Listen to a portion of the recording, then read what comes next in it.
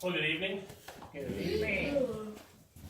So, if I told you, it feels like it's been a month since we've done this, that's actually accurate. It's been about a month since we have done this. I was looking through my timeline on Facebook to see when did we actually do chapter 11, and it was like March 31st.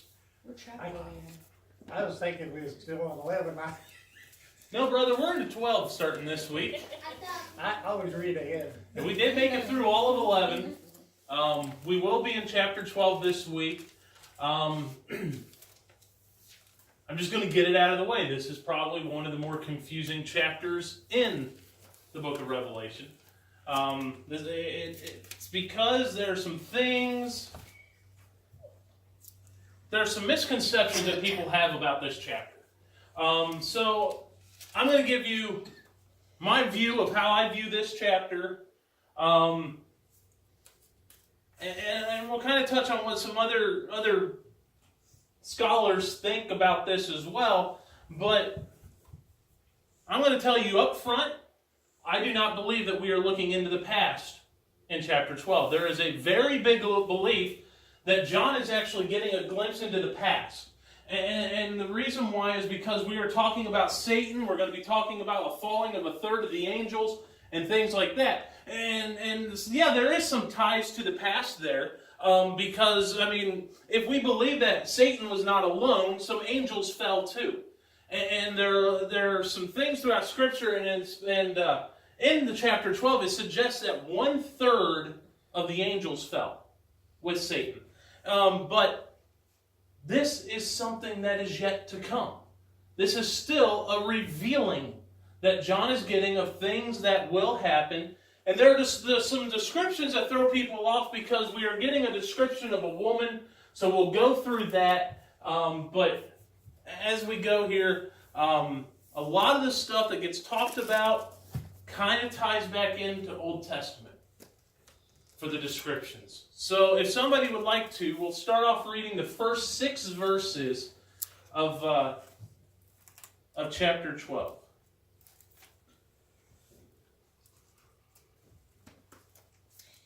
And there appeared a great wonder in heaven, a woman clothed with the sun and the moon under her feet, and upon her head a crown of 12.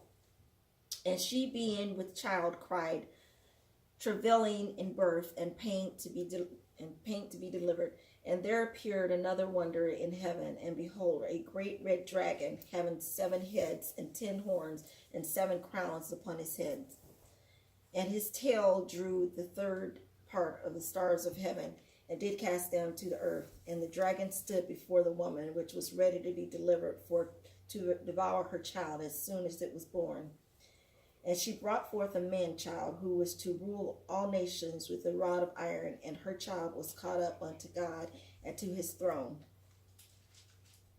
And the woman fled into the wilderness, where she hath a place prepared of God, that they should feed her there 1,260 days.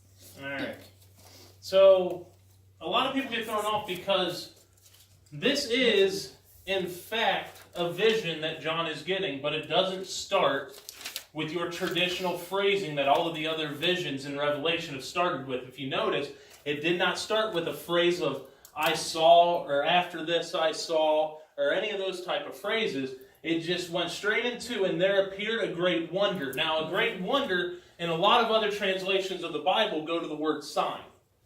A great sign appeared. And so I'm going to kind of use that phrasing of a sign as I go through some of this, because the word sign, if you go that route, seems to have the sense of a striking phenomenon that will take place. So, and you kind of get that same sense out of the word wonder, because obviously something great is about to happen. And he goes into the discussion, he goes into the description of a woman who is pregnant. Now this ties back to a dream that Joseph had in the book of Genesis chapter 37. And so kind of along those lines, so the woman here is actually, a lot of people believe, is Israel. And I do too. A lot of people believe that this is Israel. And whenever you look at this, think about it. She represents Israel, and they go along the line also. Israel, God gave us Christ, who came through Israel, right? If you think of it that way. And Israel ain't, God says Israel's his bride, or Mhm. his wife. Right. God the Father said Israel's his wife. That's right. And then also, this same woman, Israel, will be persecuted severely during the tribulation. We kind of talked about that a little bit in the last chapter, some of the things that will take place. So that is a very big growing belief that is the representation here. So think about that. Like I said, this wonder is a brilliant woman, and the reader of the Bible would naturally connect to the image of the dream of Joseph in Genesis 37:9. If this is correct, the woman has something to do with Israel, or is Israel. The identity of the great red dragon, We know that. we know. That's Satan. The identity of the man-child is the Messiah. Right. Okay? And a lot of reason why is because the text that's used, the text uses the language of the 2nd Psalm, verse 9, where it indicated that God's Messiah will rule all nations with an iron scepter. Okay, so there are ties there. Like I said, we're tying back to Old Testament, things that were written in the Old Testament. And so this expression occurs in Revelation chapter 2:27, and again we'll get it in 19, verse 15. In the first passage, Jesus is sharing his rule with his people. In the second, Jesus is returning as the conquering Messiah. So Satan has always trying to beat the Father out by attacking his Son. From the beginning. it goes all the way back to the garden. I mean, you go that far back. Satan has been trying to interfere with the plan of God all the way back to there. I was talking to Josh today, that not only that, but after the millennial, I said Satan will try it again. And we can't figure out why, if he got beat down the first time, why would he try the second time? If you know you're going to lose, you're still going to try and change the outcome. I mean, I hate to do this because I know Josh is going to get upset with me, but as a Cleveland Browns fan, okay, we knew for years we were going to lose. Right. But what did every person try to do? They tried their best to hope for a different outcome. Well, kind of put that in the same perspective for Satan. Yeah, he was cast out of heaven. You don't think he's not going to try and go back and take it? You don't think he's going to try and do things here on earth to stop the plan of God? Even though he knows that he has lost, he's still going to do everything within his power to stop it. So in the sections that we just read, may be understood in this way. Israel, the woman, after a long pregnancy, finally gives birth to the Messiah, the man-child who will rule. The great cosmic struggle between good and evil, God and Satan, which is described briefly in the next section, is seen here on earth. Now, we also have to understand that there is a battle on earth, there was a battle in heaven. The thing that gets me, people want, why God is all power, all consuming. Why did he allow this? Well, God is God. That's his what he wants, not what you want. Right. He is the Almighty God. That's right. We should look to him. He has the answers. Yeah. Always look to him. That's right. So Satan is pictured in this vision as a great red dragon. Finally, we get a description of Satan for what matches probably most cartoon images of Satan. You picture, you see all these cartoons of Satan and the way he looks. Now, we understand that ain't how he looks. No. Okay, but here we get that description of him as the great red dragon. And I've had conversations with people over the way that Satan looks. I went, there ain't no way he's going to come to you looking like that. No. Because then you'd want nothing to do with him. He's going to approach you literally in his best suit. And I've got a whole sermon I could preach just on that. But so think about that. He comes, he's a red dragon. He's got the description here. I want to make sure I get it right. He's got the 7 heads and 10 horns. And in chapter 17, verse 9, the last world empire is described in similar language. So we're going to get a similar description later, sorry, spoiler alert, of how this is going to end up. But the terminology of beast, head, and horns, if you remember, go back to Daniel chapter 7. We have the exact same description again. So, and then also, if you want to go even further, I encourage you to look in the book of Zechariah. Zechariah chapter 1, verses 18 through 21 give us the exact same description there as well. See, the dragon is similar to the pictures in the Old Testament of monsters who are enemies of God and his people. You can get that from the book of Isaiah, from the book of Psalm. It's all throughout there. See, the biblical picture of Satan is of a fallen angel who has great but limited power. We have to understand that about Satan. He does have power. Yes. But I'm going to tell you right now, I am a firm believer that we as people give him too much credit. Think about it. How many times do people say, oh, the devil made me do that? No, he didn't. Come on. You have free will. You can do it if you want to, or you don't have to do it. I am so tired of hearing the devil made me do it. We give him too much credit, but we have to also understand, though, he does have power. See, he is an opponent of God and his people, seeking to destroy God's work. He is called the prince of this world, and Jesus refers to him as that. And John declared that the whole world is under his control. We are in Satan's kingdom. Yes. And you preached that one. You gave it. I gave him the idea. He ran with it. Yes. See, Satan's opposition to God is manifested in hatred of his servants. Do we understand that? Yes. Satan hates God's people. Right. God hates the sin that Satan causes. Zach, you got a question, bud?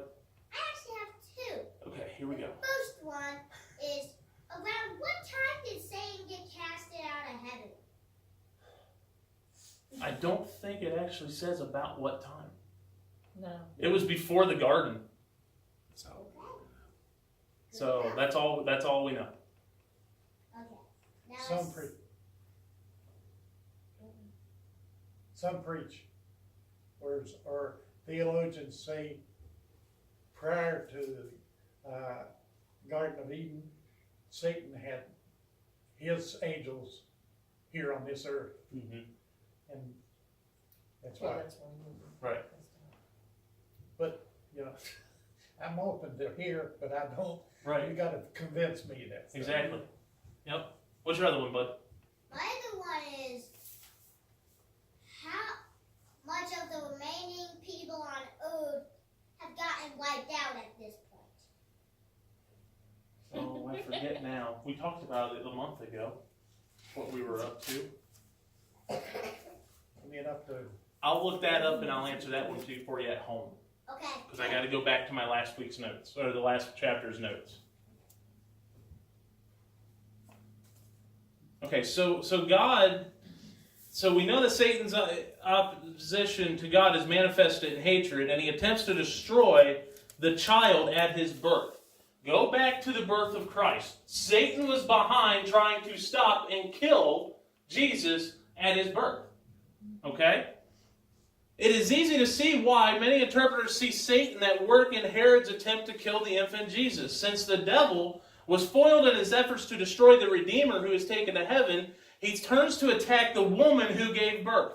She flees into the wilderness where God preserves her. The reference is to God's protection of his people, most likely converted Jews during the tribulation is what this is referencing here. During Daniel's 3.5 years, this period is the same. Okay? So we're looking at the same time frame. So there's a lot here. Now, I want to look at this third part of the stars of heaven. And there's the one belief that these are the angels that followed Satan. But let me give you an off-the-wall belief that people have out there. Okay. Okay? And I want to give you this just to show you that there are some way crazy theories out there. And then we'll tell you why I don't think this is right. So, actually, I'm going to give you two. One of them is right here. So, Satan's rebellion against God, we know that one. That's the one we just talked about. If so, it suggests that a third of the angels joined Satan and were cast out with him. We know that one. Others actually believe this is a reference to a meteor shower judgment on earth. Okay. Now let me tell you why. Why they think that. And let's go back and look at the verse 4. And his tail drew the third part of the stars of heaven and did cast them to the earth. So right there, I'm going to give you two things out of here, or one thing of why they believe that, and two things, or one thing right out of that, what I just read, of why I don't believe it. The reason why is because the stars of heaven, sometimes the word heaven refers to the sky. Right. So they take that. However, here's why I don't buy into that. Because who's the one then that would have to be casting the judgment at this point? Whose tail is the one that's drawing the third part of the stars? Satan. Satan is not going to carry out a judgment at this time. No. Okay? Understand that God is the one carrying out judgment, not Satan. Therefore, that cannot be true. Right. So I stick to this is a third of the angels that fell with Satan.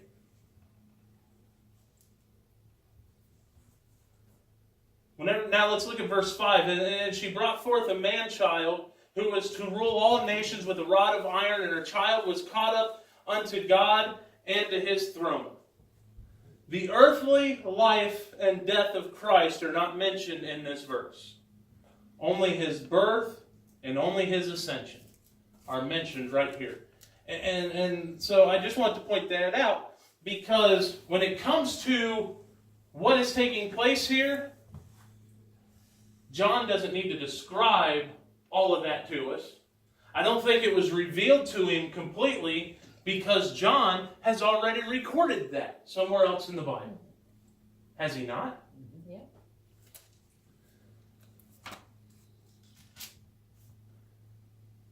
And then in verse 6, it said, a woman fled into the wilderness, and she hath a place prepared of God, that they should feed her there 1,260 days. Would anybody like to take a guess as to how long that is? 3.5 years. And it is a very, very popular belief. Like I said, this is most likely talking about the converted Jews during the tribulation. This is their protection for the back half of the tribulation. Also, I often wondered, out of the box, I often wondered that who is the warrior that is for Israel? Michael. I thank God those group has taken Michael and the other angels to this place of safety. I believe. Mm-hmm. Yep, that's a very good possibility. And because we know Michael will be the protector. Yes, he will. So are there any questions or anything on the first 6 verses before we move on to the war? All right. So if somebody would like to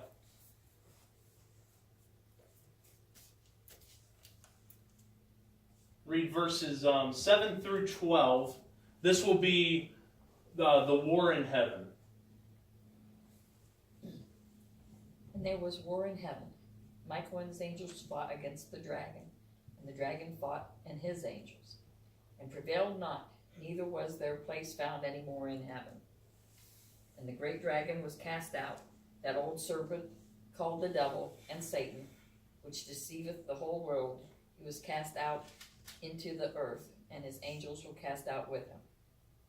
And I heard a loud voice saying in heaven, Now is come salvation and strength, and the kingdom of our God, and and the power of his Christ. For the accuser of our brethren is cast down, which accused them before our God day and night. And they overcame him by the blood of the Lamb and by the word of their testimony, and they loved not their lives unto the earth. Therefore rejoice, ye heavens, and ye that dwell in them. Woe to the inhabitants of the earth and of the sea, for the devil is come down unto you, having great wrath, because he knoweth that he hath but a short time. I love verse 12. I do too. So here we have a war in heaven. And the Bible is clear on the outcome of this war. The devil and his angels are doomed. If you go into the book of Matthew chapter 25, Jesus says that the devil and his angels go into eternal fire, which has been prepared for them. John sees the devil, the beast, and the false prophet all thrown into the lake of fire and sulfur, where they will remain forever. But in the revelation to John, he has shown part of a great mystery, war in heaven. He has shown that. And understand, he has shown part of it. Yes. Okay? So Michael is an archangel mentioned in Daniel as guardian of the Jewish people. Yes. And in the book of Jude, he contended with the devil and disputed about the body of Moses. Right. How angels could sin and how there could be a battle in heaven are unknown to us. Okay, that's one of the mysteries. Think about it. Think of where they were. Why on earth would they do anything to get kicked out of such a great place? But they did. Why? The great deceiver. Okay? There's always that one person who can sway the minds of many. Yeah. Yep. Now, Satan is pictured as defeated, but I want you to understand here, not by Michael's power. Michael is the defender of Israel. He is, I believe if you look at it, he is the only archangel described in the Bible. Yeah. He is the only one called by that. And if I had that wrong, please tell me, but I'm pretty sure from what I could find, he's the only one that has it. Right. That's the only way I can find it. But whenever you read this, he's not the one that defeats Satan. Okay? As in the book of Jude, where the Lord rebukes Satan, so here victory is the Lord's. By his death and resurrection, Jesus has defeated Satan and his host. We just came out of celebrating that. Yes. Did we not? Yes. Now, this right here is a prime example of why you shouldn't just celebrate that one day a year. We should be celebrating that year round, and I believe we do. I believe some do. I believe those that, I don't know, I probably shouldn't say this, but those that only go on Easter only celebrate it once a year. Right. And so, but I think it should be celebrated year round. And then you see here, to overthrow Satan's kingdom and the coming to earth of the Messianic kingdom is announced again by a heavenly voice. In the Bible, Satan has many titles and descriptions. His two principal names are Satan, which is Hebrew for accuser or adversary, and devil, which is Greek for slanderer. Peter warns Christians about your adversary, the devil. Peter gives us a stern warning about it.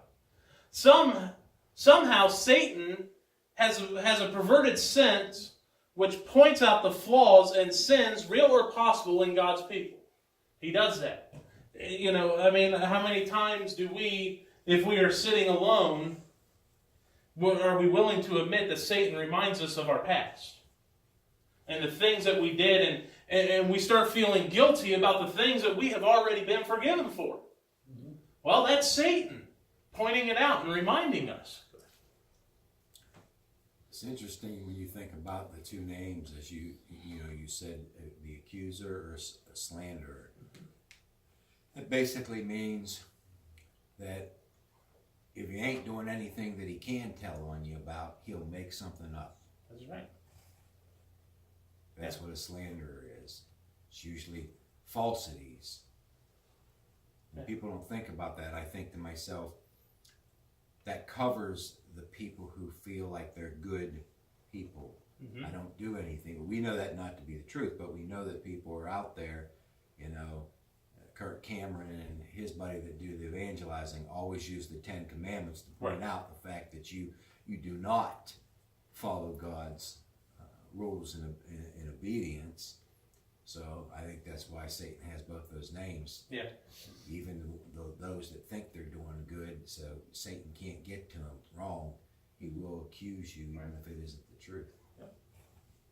That's exactly it. Also, you know, like this morning, our Sunday school lesson is those who talk about prosperity only, Mm-hmm. not what storms we go The through. prosperity gospel. Yes, a lot of people like to Yeah, use that, and the people that use that, they have full sanctuaries. You know, make it but feel that's good. because they preach what people want to hear. Yes. I could go off on a tangent on that, but we won't get into that. So in Revelation chapter 12, verse 10, in that passage, heaven is rejoicing at the overthrow of the accuser. God's people in heaven are ecstatic over the victory won by the blood of the Lamb. What does this mean? By Jesus' death on the cross, human sin is now atoned for. God's rightness is vindicated, and his righteousness is granted as a gift to those who trust the finished work of Jesus Christ. That is what this is telling us here. And what does it tell us? I love verse 12. I really do. Verse 12, whenever you read that, it's very important. It says, "Therefore rejoice, ye heavens, and ye that dwell in them. But woe to the inhabitants of the earth and of the sea. For the devil is come down unto you, having great wrath." In other words, he is mad. Yes. Okay? "Because he knoweth that he hath but a short time." He knows his time's limited. That's another interesting thought in that scripture. Think about the fact that, you know, it says, paraphrasing, that they were joyed at the defeat. Mm-hmm. People don't think about the fact that everybody in heaven or on earth has dealt with the devil. The reason that they're rejoicing not only is for, you know, the earth, because they know that he was sent down here, but remember, they dealt with him. Mm-hmm. They were either there when he was there, you know, the angels and that was there to deal with him, Right. or everybody here has dealt with him. Mm-hmm. So Right. Yep. he's not. Nobody's ever. Nothing God's created has ever not been touched by the devil except for Jesus Christ. That's right. Exactly. Yep, that's it.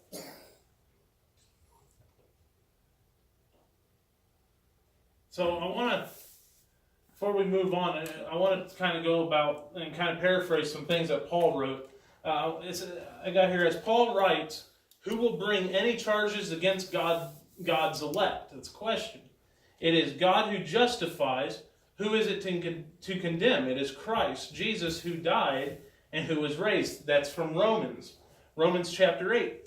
Our sins are imputed to Jesus on the cross, and his righteousness is imputed to us. The accuser now has nothing to accuse against us. Jesus has paid it all to his account and settled it once and for all with his mighty shout from the cross when he said, "It is finished."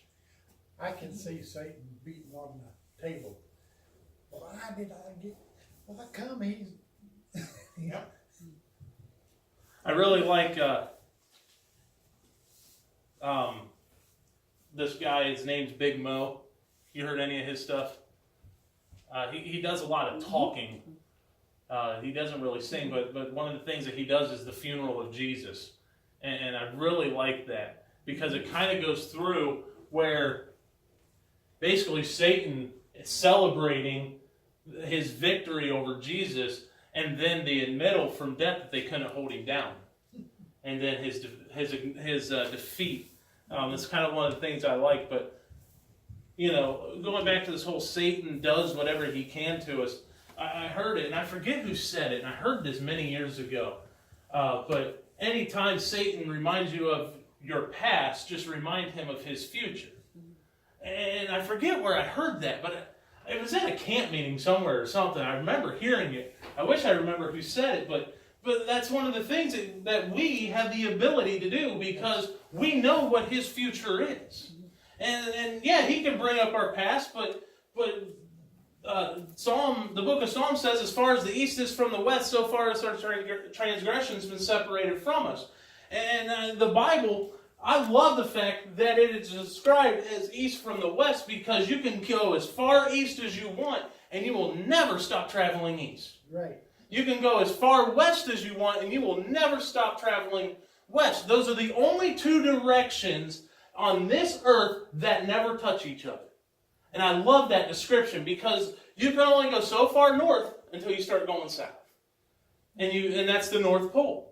And the same thing for the South Pole. You only go so far south before you start coming north. I just love that. So whenever he reminds us of it, remember, Christ has already forgotten. He cast it into the sea of forgetfulness. So one thing that we can do is we can move on from that and we can remind him of his future because he'll never be able to forget his future. So use that to your ability. We're allowed to. Satan doesn't get angry. Yes. He does. If Satan isn't angry with you, he's got you right where he wants you. That's one of the things. When I've heard people say, and there were people that said they're Christians, oh, the devil doesn't bother me. Oh, boy. Please teach me. You know what I mean? They're like all excited about it. The devil doesn't bother him. The devil doesn't bother him. And you sit there and you start examining some things because the Bible says not to judge people, but I'm allowed to be a fruit inspector. I'm a firm believer in that. Absolutely. That's your right. And you can tell a lot about people's fruit by investigating their Facebook page. Okay? So yeah, the devil might not be bothering you, but that's because you're out in the bar on a Saturday night. He's got you where he wants you. So whenever you hear somebody say that, oh, the devil doesn't bother me, I want to have a talk with them. They use justification, their justification. That's right. I got a question, chapter 9 or verse 9. I'm confused a little bit. Okay. Because you said this is not taking place in the past. You think this is the future. Mm-hmm. So, I don't know. It must just be a disconnect with me because I'm trying to figure out the order of things. And this is saying that he's cast down to the earth. And that's when does he get cast down again? Because I thought he's already fallen here. So the belief behind that this is in the future, whenever you look at verse 7, there's a belief that starting at verse 7, you're about midway through the tribulation period. And there is a belief that at that time, Satan is going to charge heaven. Okay. So how does he get in heaven? So that's where this gets confusing. I don't think he actually ever makes it all the way there. Right. You know what I mean? I think, because I still, at this point, in my mind, and maybe that's because this is the way my mind works, but I still believe there's a gate to heaven. Yes. And I envision it this way: he is charging the gates, and Michael meets him. Okay. It's kind of how I envision it. But he does try to go back, and he does try to overtake, and he does try to overthrow, and at that point he is cast out again. Right. Because he cannot get back. He cannot make it into heaven. And he is not able to get there. And he is cast back to earth. And in that is the second half of the tribulation, where you start seeing some things where mankind starts going down. And we're going to get into that once we get past this chapter. Some things that man starts to do even more in the denying of God. And basically, it's because Satan is absolutely upset because he can't overthrow. Yes. And that's the warning that kind of comes out in verse 12 of the woe to those that are still the inhabitants of the earth because of his wrath. Because Satan is going to carry out some things. And he is going to be he's going to be loose. That's right. Those that are bound in the Euphrates are generals. Mm-hmm.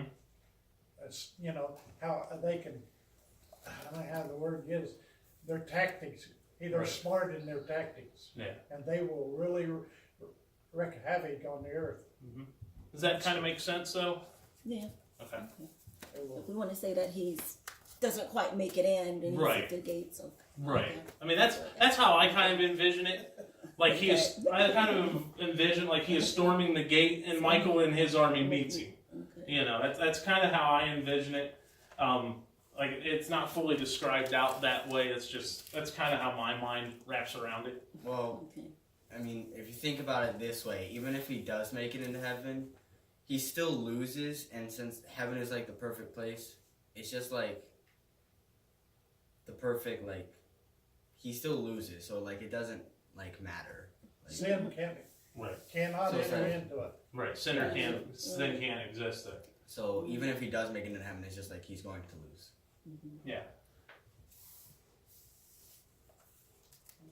Now, verses 9 through 11, there are two things here that's described out. And I want you to notice two of Satan's activities in these verses. One is to deceive the world, and the other is to accuse the brethren. There's two activities. Now, the believer's defense against Satan is this. There are three things that we can do. One is to bank on the merits of the death of Christ. In other words, believe it wholeheartedly. Believe that it saved you. Believe that Christ came to die for our sins. Second thing is to be active in witnessing. A lot of people need to hear that one. Be active. You want to kind of be able to defend against what Satan is doing right now. One of our best things that we can do is witness to others to let them know that there is a deceiver out there. And then the third one is the one that's in here, and it's one of the hardest ones to tell people, but we have to be willing to make any sacrifice. Any sacrifice for the cause of Christ. Think about those before us, the sacrifices that they made for the cause of Christ. Think about, you go back, the one that I always think about the most is the girl from Columbine High School. That she was told, she was staring down the barrel of a gun, and she was told the only way she'd be able to live is if she basically admitted Jesus Christ was not real, and she renounced her faith. And she didn't do it. And because of that, they killed her. She was willing to go as far as she had to go for the cause of Christ. We have to have that same type of mentality. Right. Now, I'm not saying that every single one of us are going to have to face death for it, but look at what's taking place overseas. I don't know if you've followed this at all, but there is a terrible, terrible destruction of Christianity taking place right now in China. Right. China is actually starting to turn into a Christian nation. And the government has ordered the destruction of churches. They've ordered they've ordered the killing of people that are practicing Christianity. They are being slaughtered for the cause of Christ. Now, who's behind all that? That's Satan. But these are things that are taking place.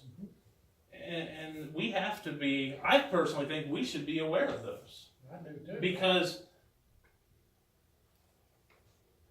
yeah, we got some bad things going on in our country, But nothing like but nothing like that. We are still, at this point, able to freely worship Jesus, freely worship God as we are instructed to do in the Bible. But there will come a day, and I firmly believe there will come a day, the Bible tells us that what's right will become wrong, and what's wrong will become right, and eventually we will see the flip-flop happen. Yeah. We are already seeing it in certain aspects. You can see it in our political leaders that they've been deceived. Yes. Deceived, that's Yep. what it is. All right, so are there any more questions on the war in heaven?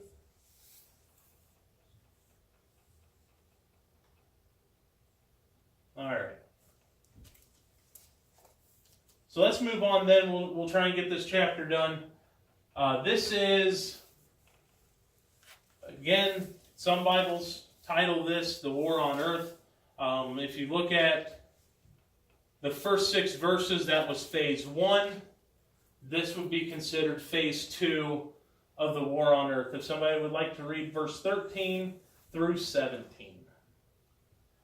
When the dragon saw that he was cast unto the earth, he persecuted the woman which brought forth the man-child.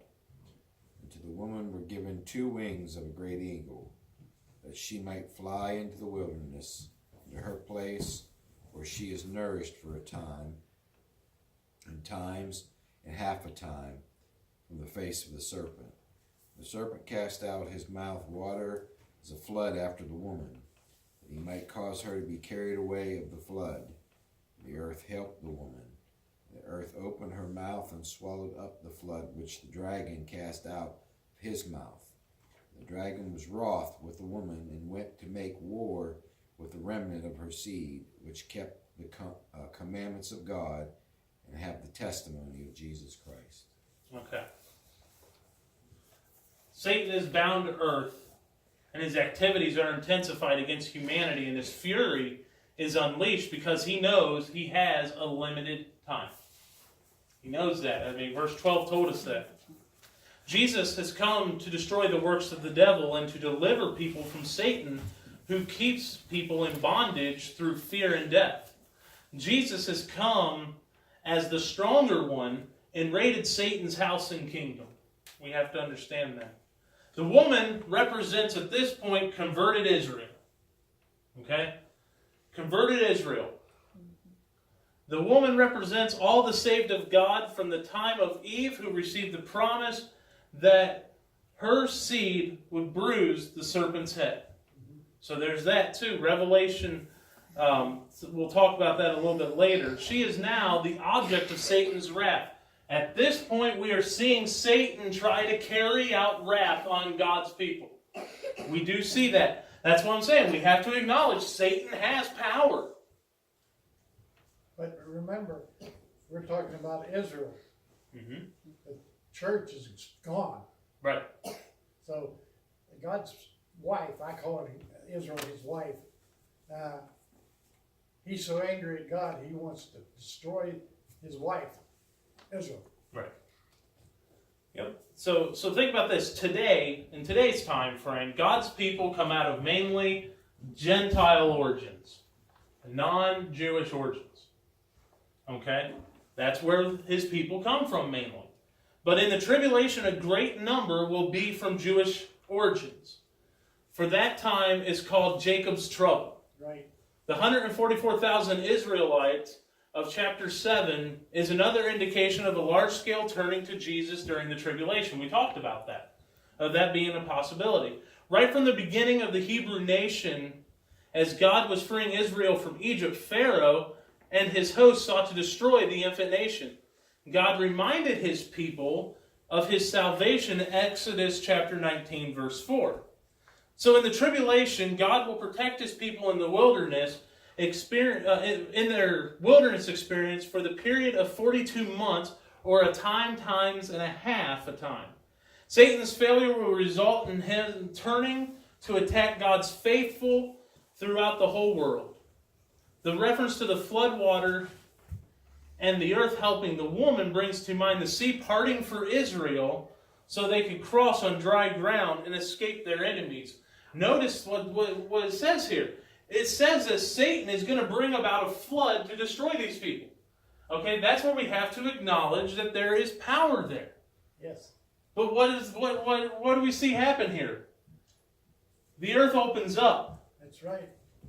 And it helps them. You think And it swallows the flood. He ain't going to forget him. No. He's not. No, he's not. And it does say here, though, and the dragon was wroth with the woman, and went to make war with the remnant of her seed, which keepeth the commandments of God. Now looking at that, let's look through some other things here first. In verse 14, it says, "And to the woman were given 2 wings of a great eagle, that she might fly." Now, Persecuted Israel will flee quickly, as if on wings, to an unspecified place in the wilderness where she will have protection and care. God is going to protect his people. You know, there's some men that's prophesizing that the wings will be America's will fly them out of the situation, you know. Right. Yep. I mean, that's not no, because the world is going to be against Israel. That's right. Yep. So because of all this, Satan will then attack those who did not flee to the place of asylum. That's what he's talking about in verse 17. It's those that did not flee. Okay? So what does that tell us? Not everyone is going to flee and follow the protection plan of God. People's got different points where they're supposed to flee to. You know? Right. But I mean, we see that today. People think they can do it their own way and not do it the way that God has instructed them to do. Well, the same thing is going to happen. And you know, I'm wondering about the 144,000. There'll be temps on their lives, you know. Mm-hmm. I don't think anybody can. I think they'll have an angel with them at all times. Right. So the persecution of God's people will be rampant, but God knows how to protect and deliver his own in the midst of their troubles. I think that's something we can understand. Mm-hmm. I mean, we go through that today. We all go through things, but God still knows how to deliver people no matter what the problem is. I think you can be forgiven up to the point Israel can. Mm-hmm. Yep. And I believe that if they're hurting real bad, the people will say, I ain't got nothing unless I go back to God. So that brings us to the end of chapter 12. Like I said, this is kind of a confusing book, or a confusing chapter, and I wish I could tell you the next chapter gets a little bit easier, but it really doesn't. In the next chapter, we're going to be going into a discussion that a lot of people refer to as the discussion on the beast and the prophet. It is what we're going to be getting into. And whenever I talk about the prophet, it is the false prophet. Mm-hmm. Basically, what happens is Satan has frustration over things that just took place on land. So now he's going to try and take out his frustration on the sea. So there's going to be some things that take place here. I would encourage you to study this, but also go back and read, take a relook at Daniel chapter 7 and Daniel chapter 8. That may help with some things in this as well as we go into chapter 13. We'll get through chapter 13, and then we kind of get a little bit of a break that basically just goes over some announcements. There are some announcements that take place concerning the 144,000, concerning what is the everlasting gospel, and there's a specific announcement to those who worship the beast that come out of that. And then we get into the final set of judgments, which will be the bowl judgments. We'll get a prelude to it in 15. 16 starts that. And then we'll get through everything. We'll get into the second judgment. We'll get into all the to God judging people, and then it all gets good from there. You know that those who post millennial, you know, when Christ comes back, there will be nobody left. Right? The way it describes. That's why I am a firm believer that the premillennial has to be. I understand we're not given a definite. Right. Okay? We don't have a definite answer of this is the right way. But I am having a hard time, the more I look at this, believing that anything other than the premillennial view has to be the right one. Right. Because God ain't going to put his people through that. No. At least that's my belief. But so, as we go through this, don't worry. It's going to get better. Yeah. Especially when we get to about chapter 19. Pastor says it's gooder. It's gooder and gooder. All right. So at this time, we'll come to you then for prayer requests tonight. Remember,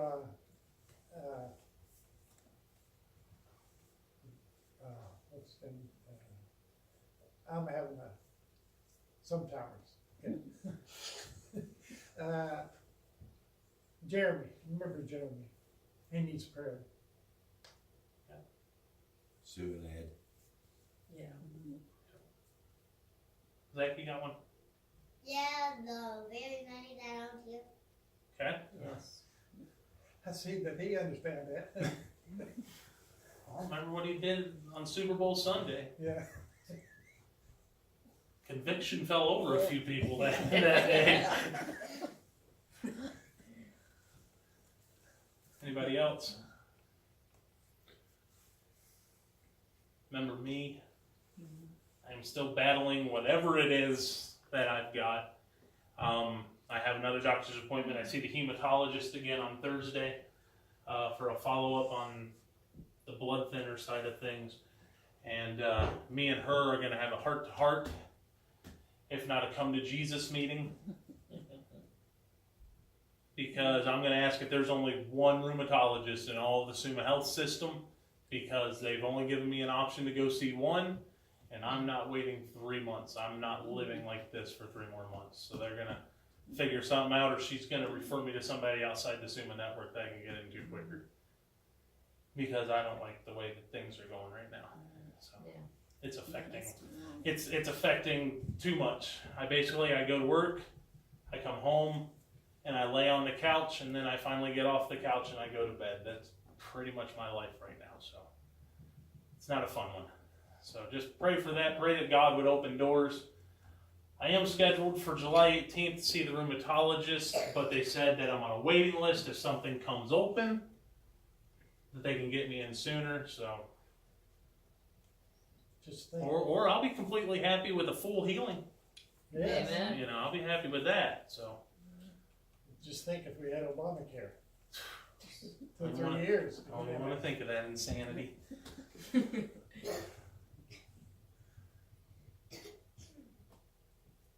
Remember Jenny? Yes. Yes. She has an interview tomorrow. She's looking at going back to work. So, Mm. remember her.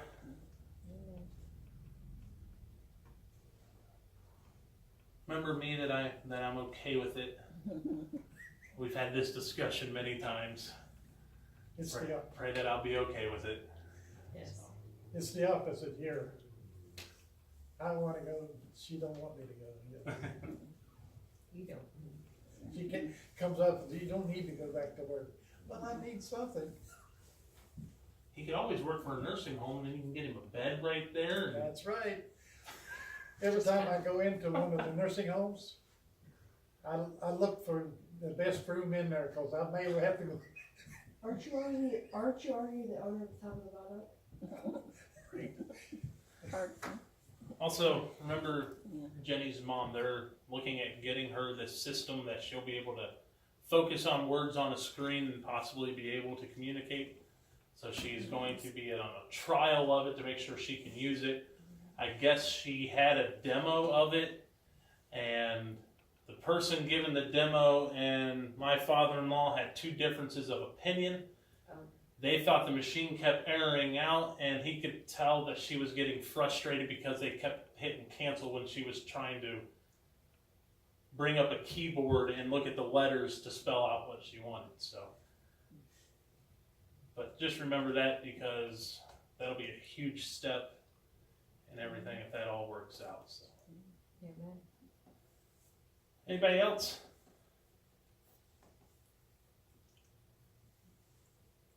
All right. I'm going to ask Pastor if he would close us out.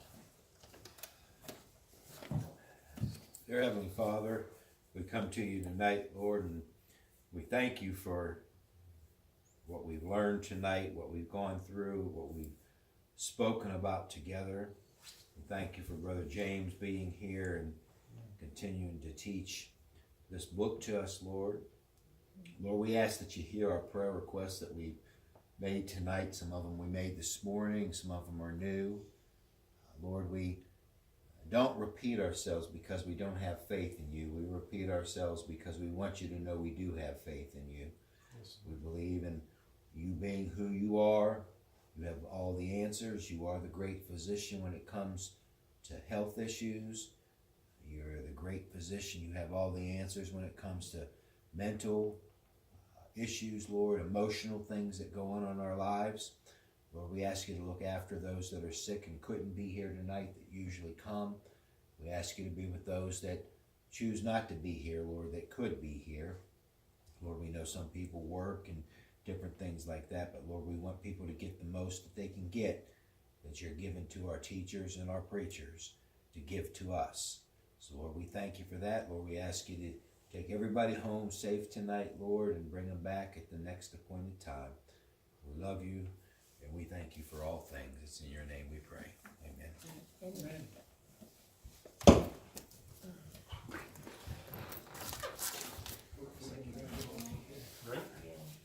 James, you don't even need that microphone.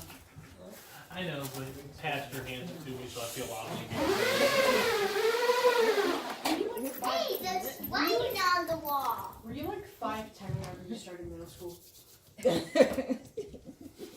No, he grew about like a... No, 5'11". no, I was Well, look at me, I don't know. 5th grade. I would. No, maybe I was, because when I was in 4th grade, I was almost 5 feet.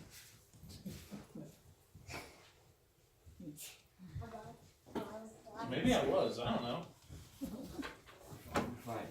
Making him go back, making him think back. Fifth grade, because I walk into that elementary school and a lot of them fifth graders taller than me, and I'm 5'1". Well, Jenny, that's because you're 5.